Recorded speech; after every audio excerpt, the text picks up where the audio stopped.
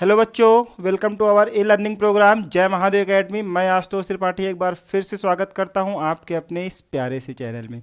तो आज हम लोग स्टार्ट करने वाले हैं क्लास 10th की मैथ यानी कक्षा 10 गणित विषय के बारे में बात करेंगे। जो बच्चों को सबसे महत्वपूर्ण चैप्टर लगता है या जिनमें बच्चों को बहुत ज़्यादा डर लगता है कि सर ये चैप्टर कैसे होगा या अध्याय कैसे होगा, तो आज हम उसी अध्याय पर बात करने वाले हैं, वृत्तों से संबंधित क्षेत्रफल। ये एनसीईआरटी बुक से 12वां चैप्टर है, एनसीईआरटी बुक का 12वां चैप्टर है। बच्चे इसमें थोड़ा परेशान रहते हैं, उलझे रहते हैं, क्योंकि वृत्त तो उनको आता है लेकिन उनसे संबंधित क्षेत्रफल के जब प्रश्न आते हैं तो कहीं ना कहीं नर्वस हो जाते हैं। ठीक है, तो आज हम लोग बात करने वाले हैं वृत्तों से संबंधित क्षेत्रफल। वीडियो को पूरा लास्ट तक देखिएगा, पक्का आप लोगों को पूरी तरीके से समझ में आने वाला है। ठीक है, चलो तो स्टार्ट करते हैं वृत्तों से संबंधित क्षेत्रफल। तो सबसे पहले हम लोग वृत्त के बारे में जानना चाहेंगे। जानते बहुत कुछ है लेकिन फिर भी थोड़ा थोड़ा जानते चलेंगे सब चीज़ों के बारे में। ठीक है, तो वृत्त क्या होते हैं सबसे पहले। ठीक है, किसी निश्चित बिंदु से स्थित समान दूरी पर बिंदुओं का बिंदु पथ। ठीक है, किसी निश्चित बिंदु से स्थित समान दूरी पर बिंदुओं का बिंदु पथ क्या कहलाता है? वृत्त कहलाता है। ठीक है, और वो जो निश्चित बिंदु होती है वो कहलाती है केंद्र। ठीक है, क्या कहलाती है? केंद्र, जिसे हम लोग ओ से लिखते हैं। ठीक, और केंद्र से वृत्त पर स्थित बिंदु के बीच की दूरी कहलाती है त्रिज्या। ठीक है, वृत्त की त्रिज्या r से लिख ली जाती है। ठीक है, तो वृत्त समझ गए। सबसे पहले वृत्त क्या होता है? किसी निश्चित बिंदु से स्थित बिंदुओं का बिंदु पथ क्या कहलाता है? वृत्त कहलाता है। अब वृत्त में कुछ चीजें आती हैं, जैसे आगे बातें त्रिज्या की। त्रिज्या क्या होती है? ठीक है, उसके बाद व्यास क्या होता है? ठीक है, उससे पहले क्या केंद्र क्या होता है?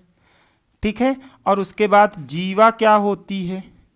ठीक है, इन सारे लोगों के बारे में भी थोड़ी थोड़ी जानकारी रख लेते हैं। केंद्र क्या होता है? केंद्र वह निश्चित बिंदु होता है जहां से वृत्त की प्रत्येक बिंदु पथ की दूरी क्या होती है? समान होता है। तो केंद्र क्या हो गया? बिंदु, यानी एक पॉइंट हो गया। ठीक है, अब बात करते हैं किसकी? त्रिज्या की। त्रिज्या क्या होती है? त्रिज्या एक तरह की दूरी होती है। कैसी दूरी होगी? केंद्र से वृत्त पर स्थित बिंदु के बीच की दूरी। केंद्र से वृत्त पर स्थित बिंदु के बीच की दूरी क्या कहलाती है? त्रिज्या कहलाती है, जिसे हम लोग क्या कर सकते हैं? r से लिख सकते हैं। ठीक है, केंद्र को नाम दे लेते हैं, ज़्यादातर लोग o से कहते हैं तो हम भी o से कह लेते हैं। ठीक है, अब बात करते हैं किसकी? व्यास की। ठीक है, व्यास क्या होता है? त्रिज्या का दुगना होता है। ठीक है, मान लो अगर ये सेंटर है और इधर भी खींच दिए, ठीक है, ये पॉइंट हो गया V, तो यहाँ पर जो व्यास होगा हमारा, व्यास क्या हो जाएगा हमारा? AB। अब व्यास होता क्या है? त्रिज्या क्या हो जाएगी भाई? OA। ठीक है, व्यास क्या होता है? वृत्त पर स्थित दो बिंदुओं के बीच खींची गई रेखा जो उसके केंद्र से होकर के जाती है क्या कहलाता है? व्यास। ठीक है, वृत्त पर स्थित दो बिंदुओं के बीच खींची गई रेखा जो उसके केंद्र से होकर के जाता है क्या कहलाता है? व्यास कहलाता है। यहां पर जो हमारा व्यास चित्र में दिख रहा है आपको, वो क्या है? AB। अब बात करते हैं जीवा की। किसकी बात करते हैं? जीवा की। ठीक है, अगर यही व्यास केंद्र से होकर ना जाए तो वो जीवा ही कहलाती है। ठीक है, तो क्या बोलेंगे इसको? कि वृत्त पर स्थित दो बिंदुओं के बीच खींची गई रेखा। ठीक है, वृत्त पर स्थित दो बिंदुओं के बीच खींची गई रेखा क्या कहलाती है? जीवा। तो कहोगे सर व्यास भी तो बिल्कुल जीवा ही है। जी, बात बिल्कुल सही है, व्यास जो होता है वो जीवा ही होती है। या वृत्त की सबसे बड़ी जीवा के बारे में बात करेंगे तो वृत्त की जो सबसे बड़ी जीवा बनाई जा सकती है वो होती है हमारी व्यास ही। ठीक है, तो जीवा समझ में आ गया, व्यास समझ में आ गया। अब इसमें हम लोग इसके क्षेत्रफल के बारे में बात करते हैं। ठीक है, अगर ये वृत्त है तो इसका क्षेत्रफल होगा, इसकी जो बिंदु पथ की लंबाई होगी। ठीक है, इसके बिंदु पथ की लंबाई जिसे हम लोग क्या कहते हैं? परिधि। तो बात करते हैं किसकी? सबसे पहले वृत्त के क्षेत्रफल की। ठीक है, वृत्त के क्षेत्रफल की। वृत्त के क्षेत्रफल की बात करते हैं तो वृत्त का क्षेत्रफल होता है पाई r स्क्वायर, जहां पर r क्या है? त्रिज्या होती है। ठीक है। अब बात करते हैं किसकी, वृत्त के परिधि की, वृत्त के परिधि की, ठीक है। तो वृत्त की परिधि, वृत्त की परिधि मतलब बिंदु पथ की लंबाई, वृत्त क्या है, एक बिंदु पथ ही है, ठीक है। और इस बिंदु पथ की लंबाई क्या कहलाती है, परिधि। तो परिधि वृत्त की क्या हो जाएगी, 2πr, ठीक है। इतनी बातें समझ में आई। अब इस वृत्त में कुछ बातें अलग से हैं, जो इतनी सारी बातें तो आप इससे पहले भी पढ़ चुके हो, ठीक है। लेकिन यहाँ पर जो नया पढ़ने के लिए है वो ये है कि इन्हीं त्रिज्याओं के द्वारा अगर इसका खंडन किया जाए, ठीक है, क्या, वृत्त की त्रिज्याओं द्वारा अगर इसका खंडन किया जाए, मान लो इसका केंद्र O है और त्रिज्या क्या है, ये OB और OD दो त्रिज्याएं हैं, और इन त्रिज्याओं द्वारा वृत्त का अगर खंडन किया जाए तो त्रिज्या द्वारा वृत्त का खंडन क्या कहलाएगा, त्रिज्य खंड, ठीक है। जब दोनों त्रिज्याओं के बीच कोण थीटा बना हो तो, ठीक है, वृत्त का खंडन हुआ, भाग अलग अलग हुए, दो भाग हुए, एक भाग ये वाला और एक भाग ये वाला, और किसके द्वारा भाग को विभाजित किया गया है, त्रिज्याओं के द्वारा, ठीक है। तो त्रिज्याओं के द्वारा अगर भाग विभाजित होता है वृत्त का तो कहलाता है क्या, त्रिज्य खंड। क्या कहलाता है भैया, त्रिज्य खंड, ठीक है। अब त्रिज्य खंड जो होते हैं वो दो क्षेत्रफल में बांटे गए हुए हैं, वृत्त को दो क्षेत्रफल में बांट देते हैं। तो जो छोटा वाला क्षेत्रफल दिखता है हमें, ठीक है, उसे हम लोग बोलते हैं लघु वृत्तखंड। ये हमारा क्या हो जाएगा, लघु त्रिज्य खंड। क्या हो जाएगा, लघु त्रिज्य खंड, ठीक है। और जो बड़ा वाला क्षेत्रफल होगा, ये बड़ा वाला क्षेत्रफल दिख रहा है, ये क्या हो जाएगा, दीर्घ त्रिज्य खंड। क्या हो जाएगा, दीर्घ त्रिज्य खंड, ठीक है। ये बड़ा वाला दीर्घ त्रिज्य खंड और ये लघु त्रिज्य खंड। तो हमें वृत्त का क्षेत्रफल तो पता है, अगर इस लघु त्रिज्य खंड का क्षेत्रफल निकालना हो, ठीक है, त्रिज्य खंड दो भागों में बटा होता है। पहला होता है लघु त्रिज्य खंड, क्या, लघु त्रिज्य खंड, ठीक है। लघु त्रिज्य खंड का क्षेत्रफल की बात करें, ठीक है, लघु त्रिज्य खंड के क्षेत्रफल की बात करते हैं तो इसका क्षेत्रफल होता है थीटा अपॉन 360 इंटू πr², ठीक है। कैसे बात को समझते हैं, थीटा जो होता है दो त्रिज्याओं के बीच बना कोण है, और क्योंकि संपूर्ण कोण 360 का होता है तो इस कोण को संपूर्ण कोण से भाग दे देंगे तो केवल इतना भाग बचेगा, ठीक है। और इतने भाग में से, और ये πr² क्या होता है, हमारा वृत्त का क्षेत्रफल होता है। तो इस प्रकार से हम लोग समझ गए कि लघु त्रिज्य खंड के क्षेत्रफल क्या होते हैं, थीटा अपॉन 360 इंटू πr², ठीक। अच्छा, अब दीर्घ त्रिज्य खंड के क्षेत्रफल की बात करेंगे, है ना।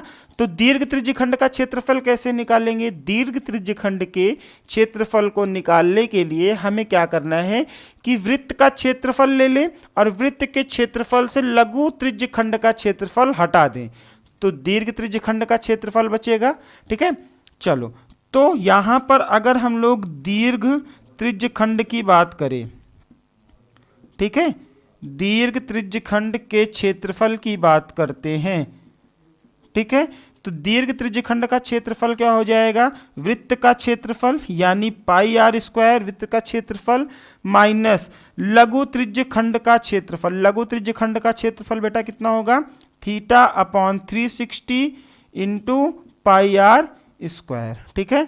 πr² वृत्त का क्षेत्रफल, वृत्त के क्षेत्रफल से लघु त्रिज्य खंड का क्षेत्रफल क्या कर देंगे, घटा देंगे, तो क्या मिल जाएगा हमें, दीर्घ त्रिज्य खंड का क्षेत्रफल, ठीक है। अच्छा, अब दूसरी बातें ये जाननी है कि इस त्रिज्या के द्वारा, है ना। अब भाई परिधि के बारे में बात करें, परिधि हमें पता है 2πr होता है, लेकिन अगर हम लोग dB की बात करें, dB के द्वारा जो चाप आंतरित हो रहा है, ठीक है, ये चाप लग रहा है, तो dB के द्वारा जो चाप बन रहा है इसकी लंबाई भी हमें आनी चाहिए, ठीक है। तो dB द्वारा जो चाप की लंबाई होगी, ठीक है, ये वृत्त का छोटा भाग दिख रहा है, छोटी परिधि में से छोटा पार्ट निकला गया है, ठीक है। तो BD जो होगा हमारा वो हमारा कहलाएगा लघु चाप की लंबाई, सॉरी लघु चाप की लंबाई। BD क्या हो जाएगा, लघु चाप की लंबाई। और अगर हम लोग इस वाली लंबाई को लेते हैं, यहाँ पर कोई A मान लेते हैं, तो BAD है ना, BAD ये अगर परिधि का पार्ट है, परिधि का भाग है, तो इसकी लंबाई BAD की जो लंबाई होगी वो होगी दीर्घ चाप की लंबाई। ठीक है, तो पहले बात करते हैं किसकी, लघु चाप की लंबाई। लघु चाप की लंबाई, लघु चाप की लंबाई क्या हो जाएगी भाई, लघु चाप की लंबाई हो जाएगी θ/360 इंटू 2πr। ठीक, लघु चाप की लंबाई। अच्छा, और फिर उसके बाद बात करेंगे किसकी, दीर्घ चाप की लंबाई की। ठीक है, तो दीर्घ चाप की लंबाई, दीर्घ चाप की लंबाई क्या हो जाएगी, वृत्त की परिधि में से लघु चाप की लंबाई को क्या कर दें, हटा दें, तो दीर्घ चाप की लंबाई पता चल जाएगी। तो दीर्घ चाप की लंबाई क्या हो जाएगी, वृत्त की परिधि यानी 2πr माइनस लघु चाप की लंबाई θ/360 इंटू 2πr। ठीक है, तो त्रिज्यखंड के बारे में ये चार चीजें आपको पता होनी चाहिए कि त्रिज्यखंड दो क्षेत्रफल में विभाजित होता है, लघु क्षेत्रफल और दीर्घ क्षेत्रफल। ठीक है, और उनकी चाप की लंबाइयां भी क्रमशः विभाजित होती हैं, लघु त्रिज्यखंड और लघु चाप की लंबाई और दीर्घ चाप की लंबाई। ठीक, इतनी बातें क्लियर। अच्छा, ये तो भाई कहानी सारी रची गई त्रिज्या की वजह से। ठीक है, अब कहानी में जो आगे मोड़ आता है वो जीवा की वजह से है। ठीक है, तो जीवा भी कुछ ना कुछ कर सकते हैं। तो इतना भाई आप लोग पहले फॉर्मूला नोट कर लें, उसके बाद देखते हैं कि जीवा किस तरह से वृत्त को खंडित करता है। ठीक है, नोट कर लिए। आओ अब देखते हैं जीवा द्वारा वृत्त का खंडन कैसे होता है।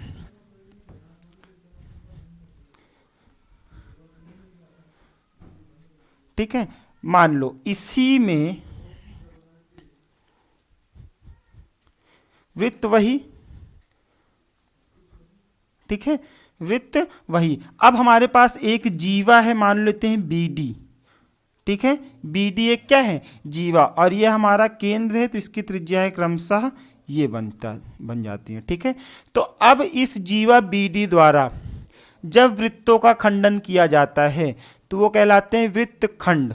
ठीक है, त्रिज्याओं द्वारा खंडित किया जा रहा है, अलग अलग किया जा रहा है तो त्रिज्य खंड, और जीवा द्वारा अलग किया जा रहा है तो वृत्त खंड। ठीक है, तो वृत्त का खंड दो भागों में बढ़ जा रहा है, एक क्षेत्रफल ये पा रहा है ये, और एक क्षेत्रफल ये बड़ा वाला मिल रहा है हमको, है ना। ठीक है, तो जो छोटा वाला होगा, ठीक, वो हमारा कहलाएगा लघु वृत्त खंड का क्षेत्रफल।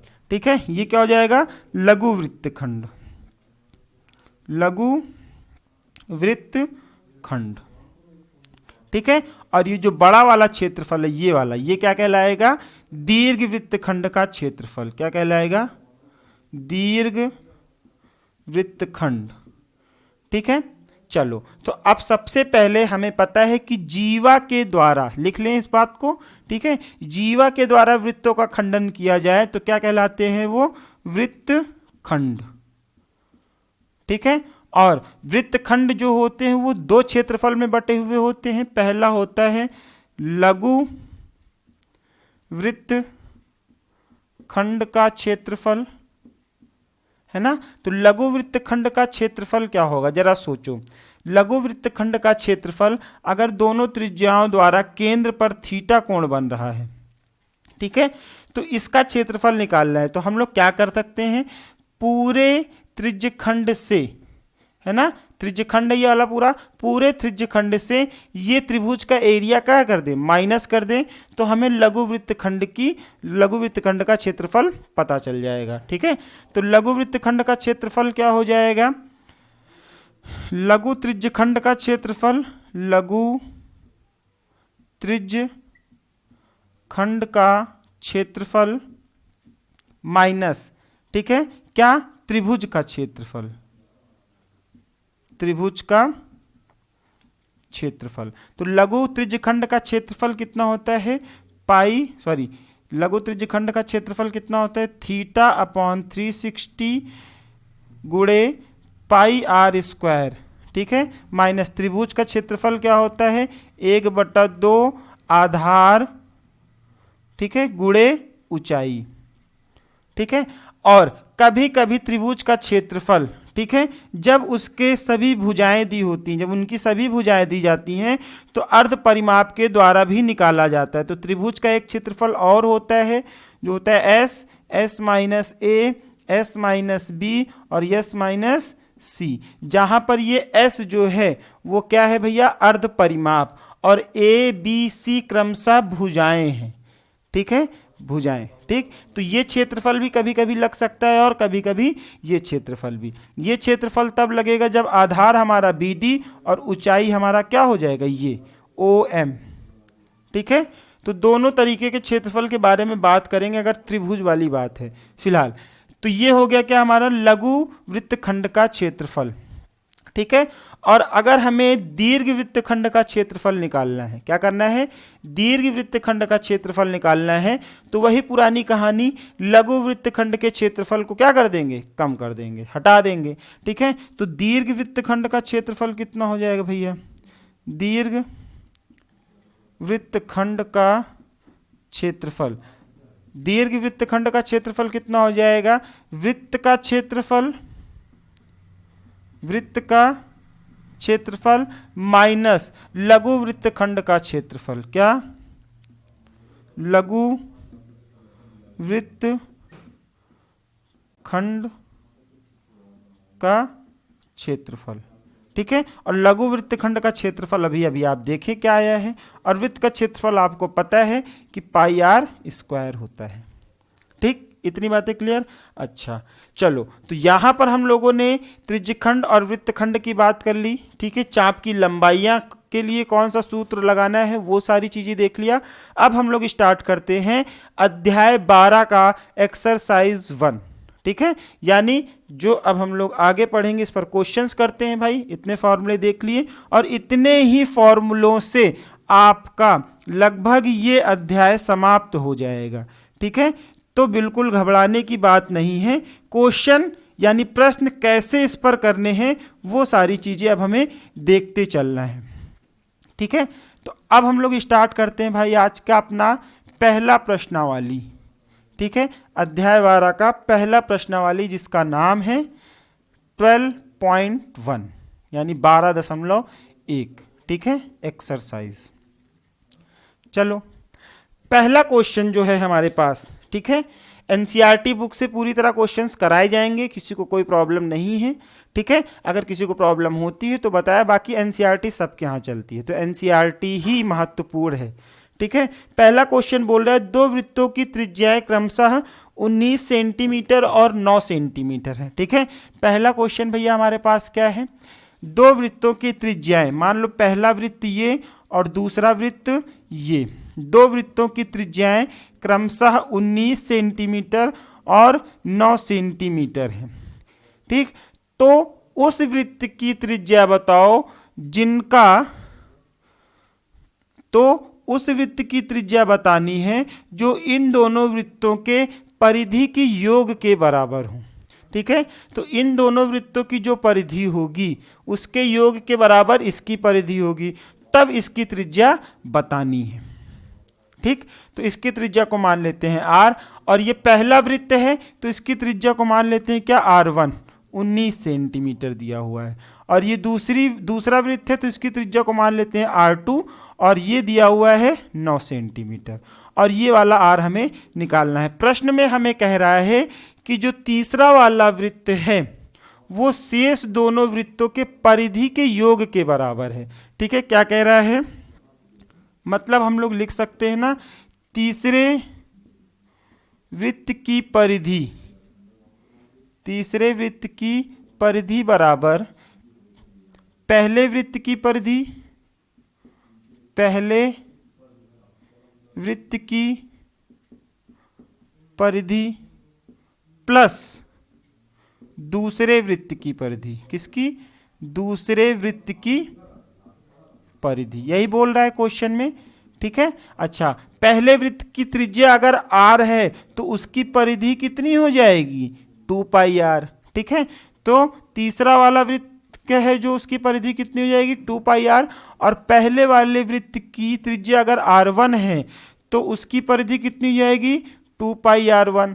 और दूसरा वाला वृत्त की परिधि अगर r2 है तो उसकी परिधि कितनी हो जाएगी, 2πr2।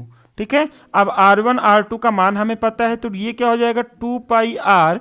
यहां से दोनों में 2π है तो 2π उभयनिष्ठ ले लिया जाए, यानी कॉमन ले लिया जाए। ठीक है, तो देखो 2π इधर भी है और 2π इधर भी है, कट जाएगा। तो r बराबर क्या मिलेगा, r1 प्लस r2। और r1 का मान कितना है भैया, 19 प्लस 9। तो 19 में 9 जोड़ दिए तो कितना आ गया, 28 सेंटीमीटर। ठीक, तो इस वृत्त की त्रिज्या कितनी हो जाएगी, 28 सेंटीमीटर। ये प्रश्न सभी को समझ में आया। ठीक है, अगर आ गया तो इसे फटाफट नोट कर लो। ठीक है, फिर हम लोग चलते हैं दूसरे क्वेश्चन पर। क्वेश्चन कहाँ से, एनसीईआरटी की बुक से। ठीक है, चलो नोट हो गया। आओ अब देखते हैं दूसरा क्वेश्चन क्या कह रहा है।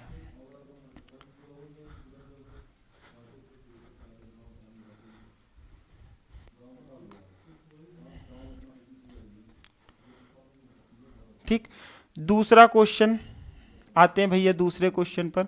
दूसरा क्वेश्चन बोल रहा है कि दो वृत्तों की त्रिज्याएं क्रमशः 8 सेंटीमीटर और 6 सेंटीमीटर हैं। ठीक है, फिर वही दो वृत्त हैं। एक वृत्त की त्रिज्या कितनी है, 8 सेंटीमीटर, और एक वृत्त की त्रिज्या 6 सेंटीमीटर है। तो उस वृत्त की त्रिज्या ज्ञात करो जिनका क्षेत्रफल इन दोनों वृत्तों के क्षेत्रफल के बराबर है। ठीक है, तो एक तीसरा वृत्त भी है और इस तीसरे वृत्त की त्रिज्या r है। प्रश्न में हमसे कह रहा है कि इस तीसरे वृत्त का जो क्षेत्रफल है इन दोनों वृत्तों के क्षेत्रफल के बराबर है। ठीक, तब हमें इसकी त्रिज्या ज्ञात करनी है। चलो, तो ये छोटा वाला पहला वृत्त है तो इसकी त्रिज्या वैसे ही मान ली जाए, r1 कितना, 8 सेंटीमीटर। दूसरा वाला है, इसकी त्रिज्या r2 कितना, 6 सेंटीमीटर, और इसकी त्रिज्या निकालनी है। ठीक है, तो प्रश्नानुसार हमसे क्या बात की जा रही है, तीसरे वृत्त का क्षेत्रफल बराबर पहले वृत्त का क्षेत्रफल माइनस दूसरे वृत्त का क्षेत्रफल। पहले वृत्त का क्षेत्रफल प्लस दूसरे वृत्त का क्षेत्रफल। ठीक है, दोनों वृत्तों के क्षेत्रफल के योग के बराबर है तीसरा वृत्त। तो पहले वृत्त का क्षेत्रफल अगर उसकी त्रिज्या r होगी तो उसका क्षेत्रफल कितना करेंगे हम लोग, πr²। और पहले वृत्त की त्रिज्या r1 है तो उसका क्षेत्रफल πr1² प्लस अगर दूसरे वृत्त की त्रिज्या r2 है तो उसका क्षेत्रफल कितना भैया, πr2²। ठीक है, दोनों में पाई उभयनिष्ठ है मतलब कॉमन है, तो r1² प्लस r2² हो जाएगा जब हम लोग पाई को उभयनिष्ठ ले लेंगे तब।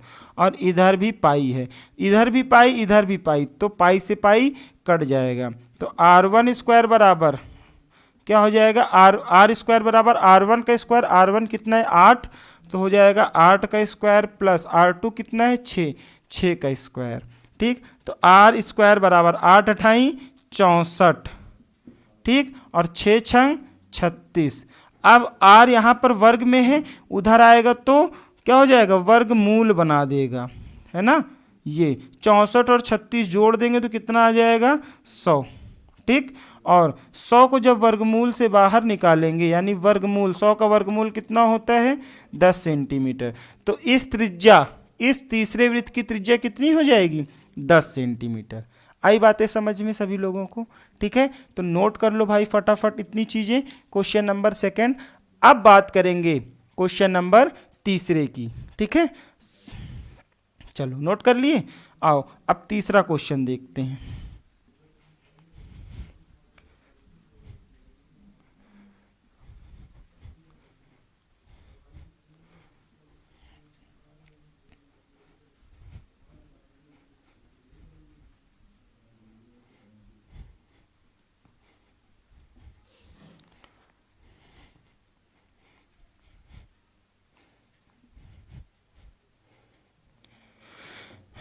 तीसरा क्वेश्चन भैया क्या कह रहा है, तीसरा क्वेश्चन बोल रहा है आकृति एक तीरंदाजी लक्ष्य को दर्शाती है। एक आकृति दिया हुआ है, ठीक है, जिसमें केंद्र से बाहर की ओर 5 क्षेत्र हैं, गोल्ड, रेड, ब्लू, ब्लैक और वाइट चिन्हित हैं, जिनके अंक अर्जित किए जा सकते हैं। ठीक है, गोल्ड वाले का व्यास 21 सेंटीमीटर है तथा प्रत्येक अन्य पट्टी 10.5 सेंटीमीटर चौड़ी है। अंक प्राप्त कराने वाले इन 5 क्षेत्रों में से प्रत्येक का क्षेत्रफल ज्ञात करो।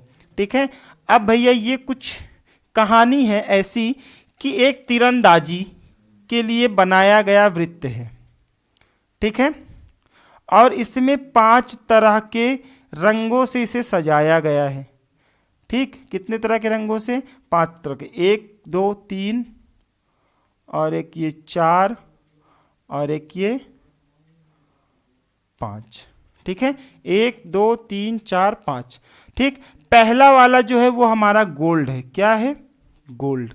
ठीक है, और दूसरा वाला जो है, ठीक है, वो क्या है? रेड। ठीक, तीसरा वाला क्या है? ठीक है, गोल्ड है, दूसरा रेड है, तीसरा ब्लू है। ठीक है, और चौथा ब्लैक है। ठीक, और 5वां क्या है? वाइट है। ठीक है, इतनी बातें समझ में आ गई। चलो, अब बोल रहा है कि जो सबसे छोटा यानी अंदर वाला गोल्ड वाला है, ठीक है, इसका व्यास दिया हुआ है कितना? 21 सेंटीमीटर। कितना दिया हुआ है? 21 सेंटीमीटर। और प्रत्येक वृत्त का जो चौड़ाई है, प्रत्येक आगे की जो चौड़ाइयाँ हैं वो कितनी है? 10.5। ठीक है, इसकी भी चौड़ाई 10.5, इसकी भी चौड़ाई 10.5, इसकी भी 10.5 और इनकी भी कितनी होगी? 10.5। तो पहले हम लोग अगर गोल्ड वाले की त्रिज्या के बारे में बात करेंगे। ठीक है, गोल्ड वाले वृत्त की त्रिज्या को हम लोग मान लेते हैं क्या? R1। ठीक है, क्या मान लेते हैं? R1। क्वेश्चन नंबर तीसरा, ठीक है, गोल्ड वाले वृत्त का व्यास दिया हुआ है ना, गोल्ड वाले वृत्त का व्यास कितना दिया हुआ है? 21। ठीक है, और इसकी त्रिज्या, गोल्ड वाले वृत्त की त्रिज्या, ठीक है, गोल्ड वाले वृत्त की त्रिज्या, ठीक है, गोल्ड वाले वृत्त की त्रिज्या को हम लोग क्या मान लेते हैं? R1 मान लेते हैं। ठीक है, तो R1 हमारा कितना हो जाएगा भाई? व्यास का आधा मतलब 21/2 यानी 10.5। ठीक है, अच्छा, दूसरा क्या है हमारा? रेड यानी लाल है, तो लाल वाले की त्रिज्या मान लेते हैं। ठीक है, रेड वाले की त्रिज्या, ठीक है, रेड वाले की त्रिज्या को क्या मान लेते हैं? R2 से मान लेते हैं। तो कितनी हो जाएगी भाई? ये 10.5 और प्लस 10.5 है ना, ये इसकी त्रिज्या 10.5 है और उसमें 10.5 और जोड़ देंगे तो क्या हो जाएगी? रेड वाले की त्रिज्या पता चल जाएगी। ठीक है, तो रेड वाले की त्रिज्या कितनी होगी? 10.5 प्लस 10.5 बराबर 21। ठीक है, अच्छा, अब बात करेंगे किसकी? ब्लू वाले की। ठीक है, किसकी? ब्लू वाले की। ब्लू वाले की त्रिज्या, ठीक है, ब्लू वाले की त्रिज्या को हम लोग R3 से मान लें। ठीक है, तो वो कितनी हो जाएगी? अब इसमें 10.5 जोड़ेंगे तो अगले की त्रिज्या पता चल जाएगी, यानी 21 प्लस 10.5 तो कितना हो जाएगा? 21 10 31, 31.5। ठीक है, अच्छा, अब बात करते हैं किसकी? ब्लैक वाले वृत्त की त्रिज्या। ठीक है, ब्लैक वाले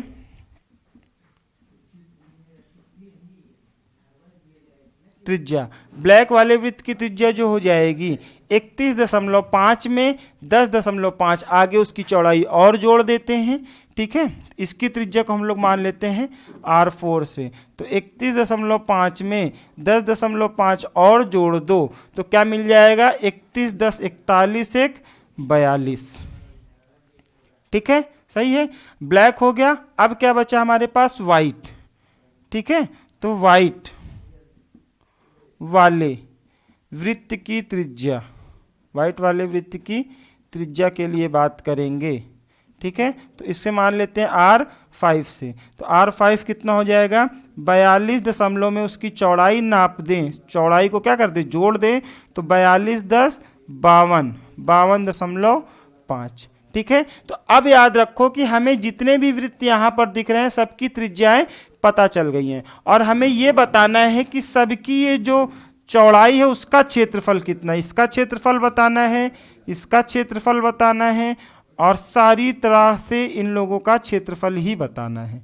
ठीक है, तो पहले वाले के लिए अगर हम लोग गोल्ड वाले के लिए इसके क्षेत्रफल की बात करते हैं, ठीक है, तो गोल्ड वाले का क्षेत्रफल, गोल्ड वाली पट्टी का क्षेत्रफल, गोल्ड वाली पट्टी का क्षेत्रफल, ठीक है, कितना हो जाएगा भाई, ये गोल्ड है तो और ये एक वृत्ताकार है, तो इसका क्षेत्रफल कितना हो जाएगा पाई R1 स्क्वायर, और पाई का मान कितना भाई 22/7, अभी नहीं रखते हैं, ठीक है, आगे रखेंगे, तो ये कितना हो जाएगा 22/7, और R1 का स्क्वायर, R1 मतलब कितना 10, R1 कितना है 10.5, 10.5 का स्क्वायर, तो कितना हो जाएगा भैया, ये जरा देखें 22/7 गुणे 10.5 गुणे 10.5। ठीक है, अब इसे काट दिया जाए 7 से, तो 7 एकम 7, इधर भी देखो 7 एकम 7, 7 पचे 35। ठीक है, तो कितना बना रहा है भैया, ये बना रहा है 22 गुणे 1.5 गुणे 10.5। ठीक है, अब अगर हम लोग 22 गुणे 1.5 गुणे 10.5 का गुणा करते हैं आपस में, ठीक है, तो जो हमारे पास ये गोल्ड वाली पट्टी है, ठीक है, गोल्ड वाली पट्टी पूरी तरीके से वृत्ताकार है, तो गोल्ड वाली पट्टी का जो है क्षेत्रफल कितना हो जाएगा भाई 346.50, कितना हो जाएगा 346.50। ठीक है, कितना हो जाएगा 346.50। ठीक है, इतनी बातें सही हैं। चलो अब आगे के लिए बात करते हैं गोल्ड वाली पट्टी का क्षेत्रफल।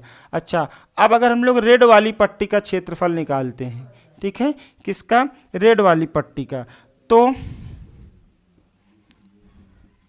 रेड वाली पट्टी का जो क्षेत्रफल होगा, ठीक है, रेड वाली पट्टी का जो क्षेत्रफल होगा वो क्या हो जाएगा गोल्ड का क्षेत्रफल, रेड का क्षेत्रफल माइनस गोल्ड का क्षेत्रफल।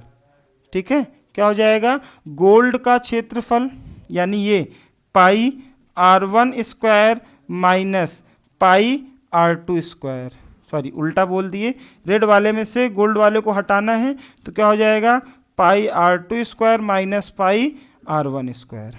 ठीक है, दोनों में पाई कॉमन है, पाई कॉमन ले लो भैया, क्या बचेगा R2 square minus R1 square. ठीक है, तो R2 का स्क्वायर कितना है R2, ये R2 square minus R1 square है, तो इसे लिख सकते हैं R1 प्लस R2, ठीक है, और R1 माइनस R2।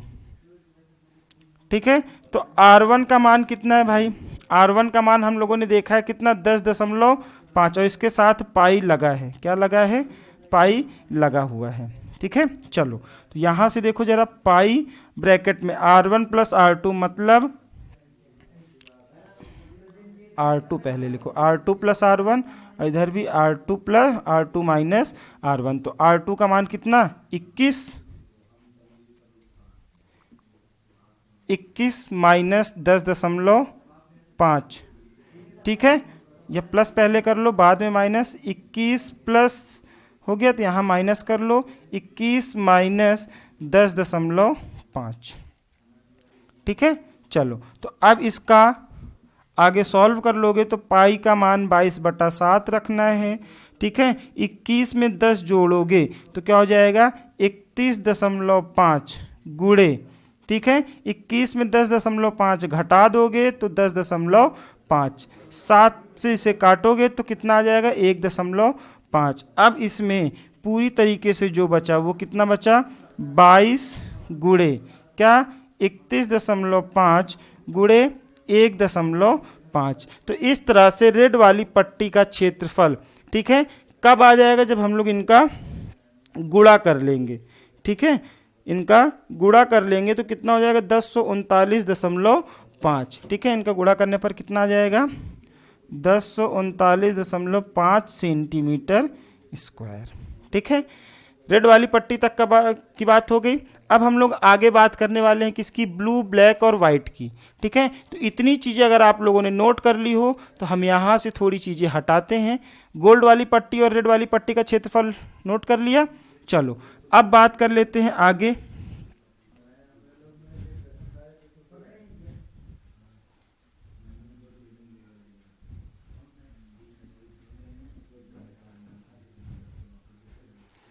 ठीक है, चलो अब बात करते हैं किसकी, गोल्ड हो गया, रेड हो गया, ठीक है, ब्लू वाले की बात करते हैं। तो ब्लू वाले पट्टी का क्षेत्रफल कितना हो जाएगा भाई, ब्लू वाले पट्टी का क्षेत्रफल, ब्लू वाले पट्टी का क्षेत्रफल क्या हो जाएगा, ब्लू वाले गोले का क्षेत्रफल है ना, क्या हो जाएगा, ब्लू वाले गोले को क्या माने थे, पाई r3 का स्क्वायर माइनस पाई r2 का स्क्वायर, ठीक है।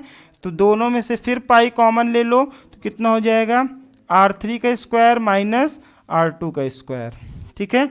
अच्छा, अब पाई ऐसे रख लो, a square minus B square लगा दो, क्या हो जाएगा r3 प्लस r2 और r3 माइनस r2, ठीक है। चलो अब पाई का मान 22/7 रख दो और r3 प्लस r2, r3 कितना है 31.5, 31.5 में r2 जोड़ना है, r2 हमारा कितना है 21, ठीक, और फिर 31.5 में 21 को घटाना भी है ना भाई, घटा दो इसको।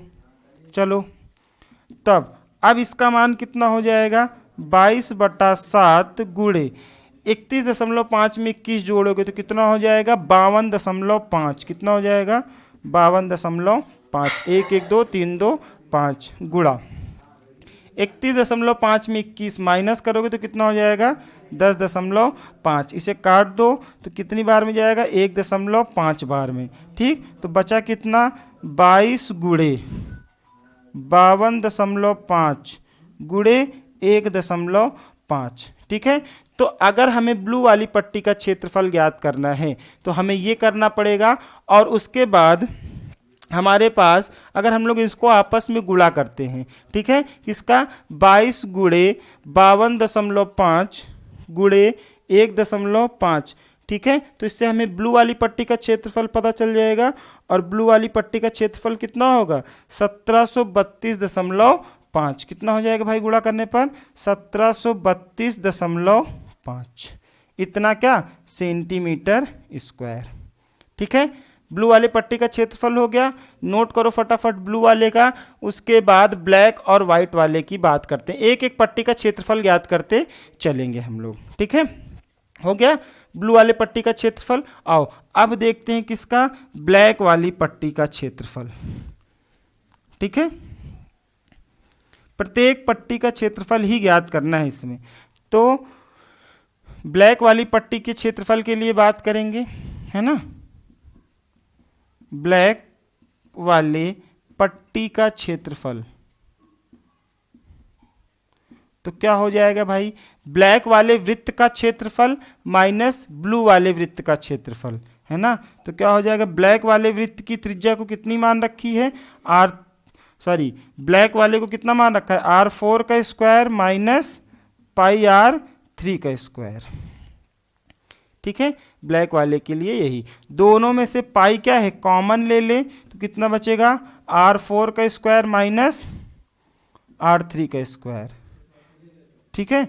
अब यहाँ पर a square minus B square लगाएंगे तो कितना हो जाएगा r4 प्लस r3 और r4 माइनस r3, ठीक।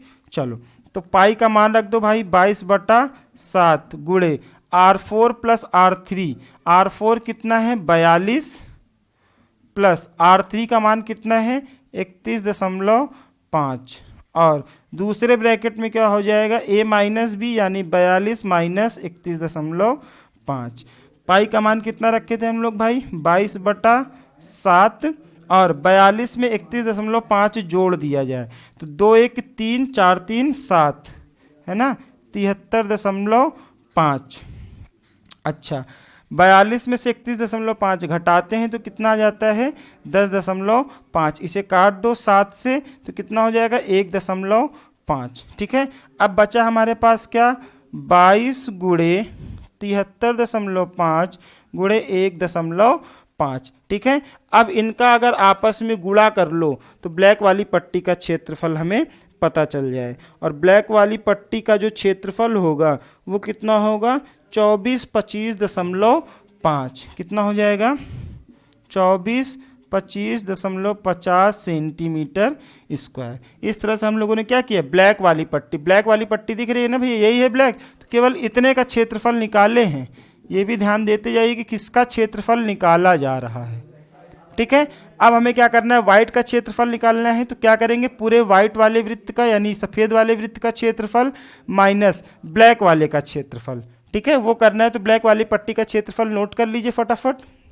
ठीक है, आओ अब आगे बात करते हैं किसके, व्हाइट वाली पट्टी का क्षेत्रफल। ठीक,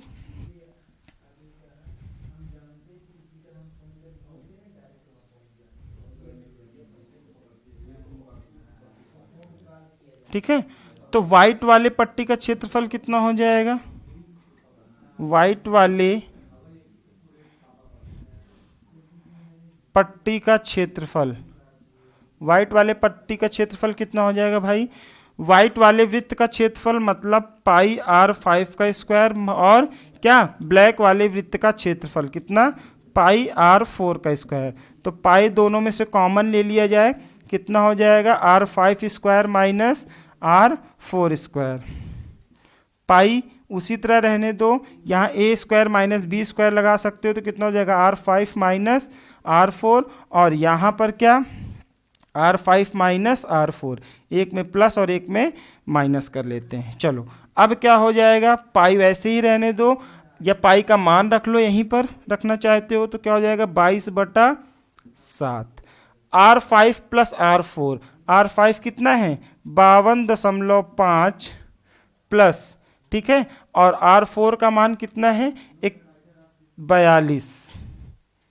ठीक है, अच्छा, और फिर क्या करेंगे, 52.5 से 42 को माइनस भी करना है। ठीक, अब आगे क्या बना, 22/7 गुणे 52.5 में 42 जोड़ दोगे तो कितना हो जाएगा, 94.5।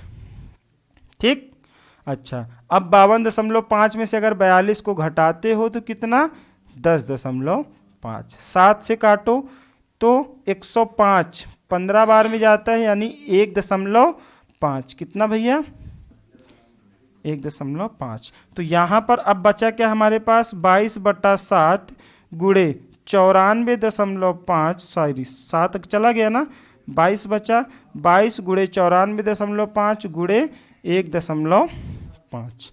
ठीक है, अगर इनका आपस में गुणा कर लेते हैं तो व्हाइट वाली पट्टी का क्षेत्रफल भी आ जाएगा। और व्हाइट वाली पट्टी का क्षेत्रफल कितना हो जाएगा, 3118.5। कितना हो जाएगा भैया, 3118.5 सेंटीमीटर स्क्वायर।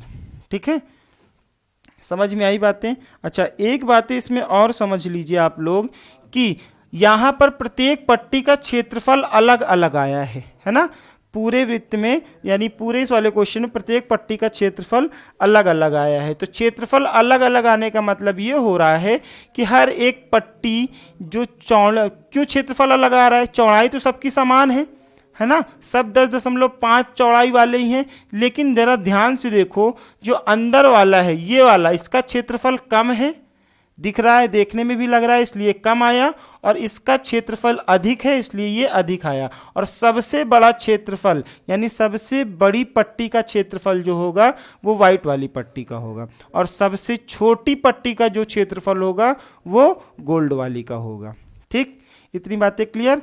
तो नोट कर लो भाई फटाफट क्वेश्चन नंबर 3। अब बात करते हैं अगले क्वेश्चन यानी क्वेश्चन नंबर 4 की। ठीक है,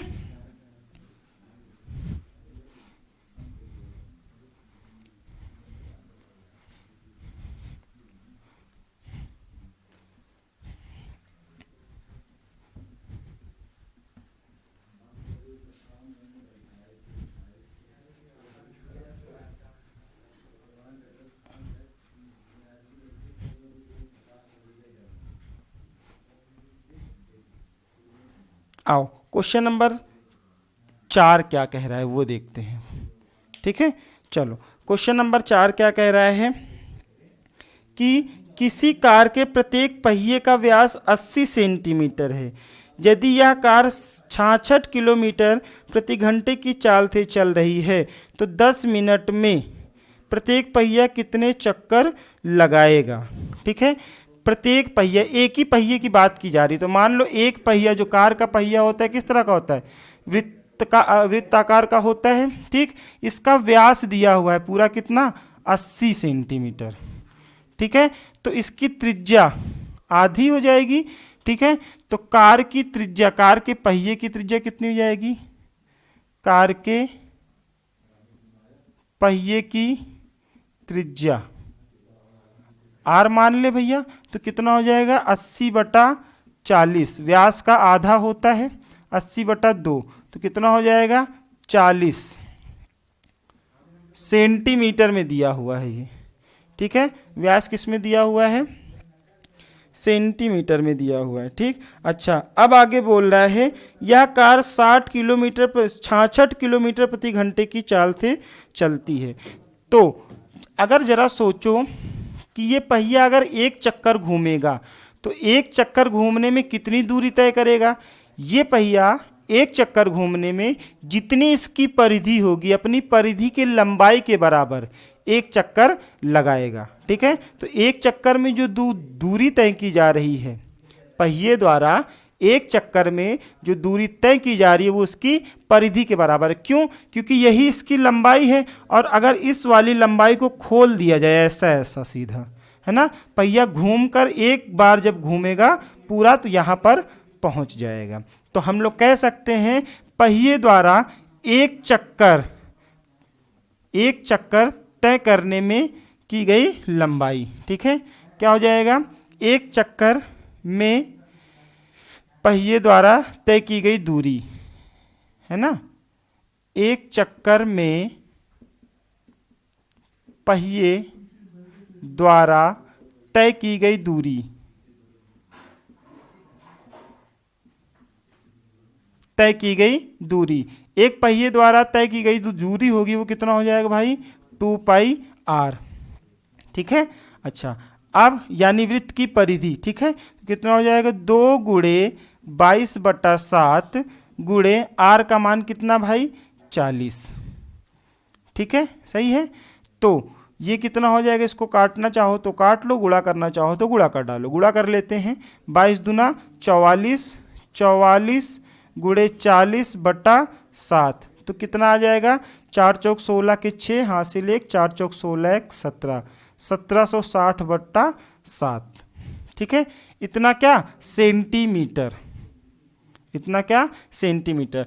तो एक चक्कर में पहिए द्वारा तय की गई दूरी कितना है, इतना सेंटीमीटर। अच्छा, पहिए की चाल यानी कार की चाल, है ना,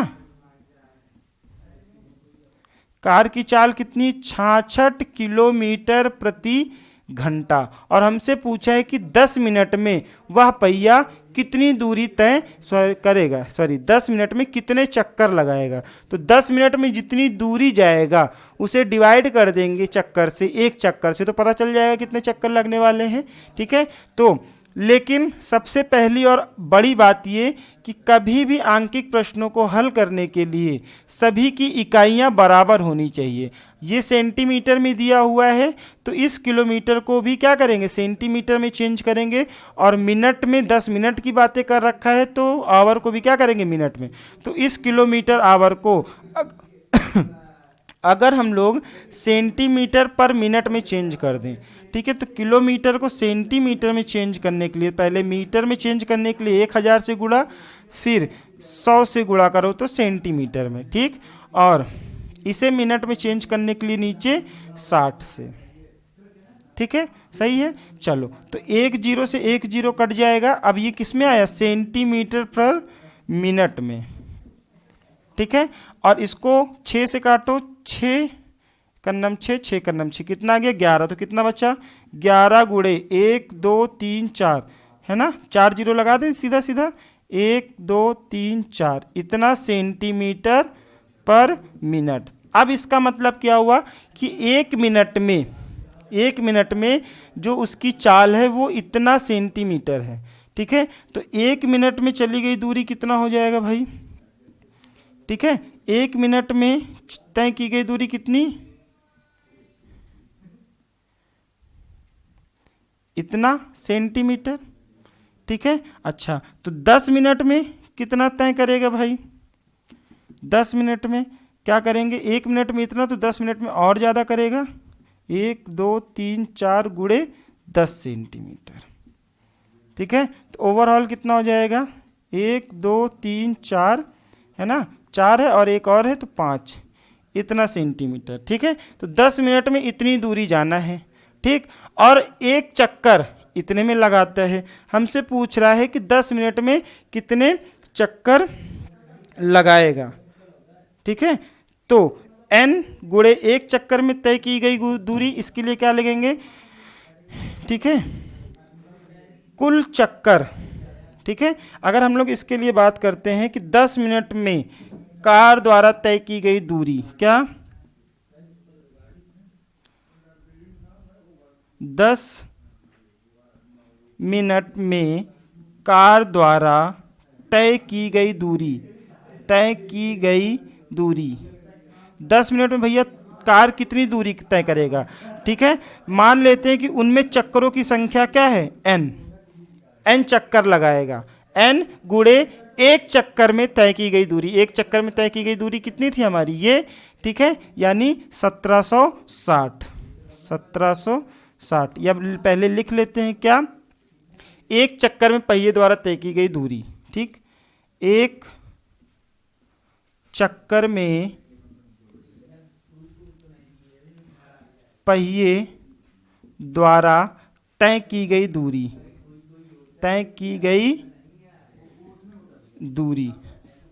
ठीक है। अच्छा, 10 मिनट में कार द्वारा तय की गई दूरी कितनी है भाई? ये है 10 मिनट में कार द्वारा तय की गई दूरी, ये है हमारे पास, ठीक है। तो इसको रख लो कितना? 11 1 2 3 4 5, ठीक, बराबर n गुणे एक चक्कर में पहिए द्वारा तय की गई दूरी कितनी है? ये 1760, है ना, 1760 बटा 7, ठीक है। n क्या है? चक्करों की संख्या। n क्या है भैया? चक्करों की संख्या, ठीक है। तो यहां पर सॉल्व कर दें क्या इसको थोड़ा सा, ठीक है। तो यहां से n बराबर कितना हो जाएगा? देखो जरा, n बराबर यहां से अगर हम लोग लिखते हैं, ठीक है, तो ये इधर आएगा 7 भाग में, इधर आएगा तो गुणे में कितना हो जाएगा? 1 2 3 4 5 गुणे 7 बटा 1760। ध्यान से देखें, 1760 को 44 गुणे 40 लिखा गया था, लिख लें भैया 44 गुणे 40, ठीक है, कोई दिक्कत नहीं होगी। ये कट गया, क्यों ऐसा लिखे? काटना है, ठीक है। 11 कन्नम 11, 11 44, ठीक है। कितना बचा ऊपर? देखो जरा ध्यान से, 7 1 2 3 4 0, 7 1 2 3 4 0, नीचे 4 चौक 16, ठीक है। अब अगर इसको डिवाइड करते हैं, ठीक है, क्या करते हैं?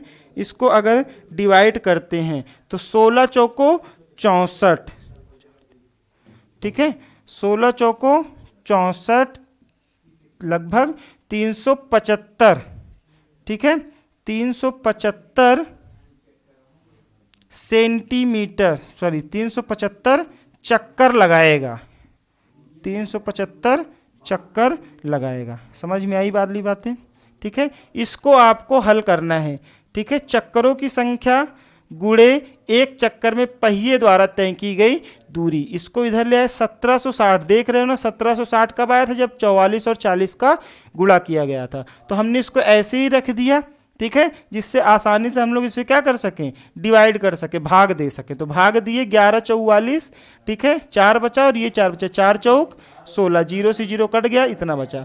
अब 16 को 70,000 से भाग करने पर कितना आएगा, 4375 चक्कर। बातें समझ में आ गई सबको, ठीक है। तो नोट कर लो भैया फटाफट क्वेश्चन नंबर 4। उसके बाद इस एक्सरसाइज का एक क्वेश्चन और बचता है, नोट हो गया। चलो आगे बढ़ते हैं।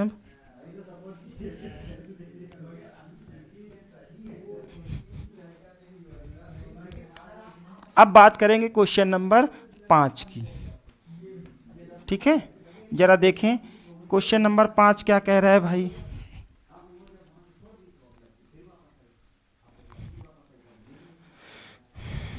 क्वेश्चन नंबर 5 क्या कह रहा है,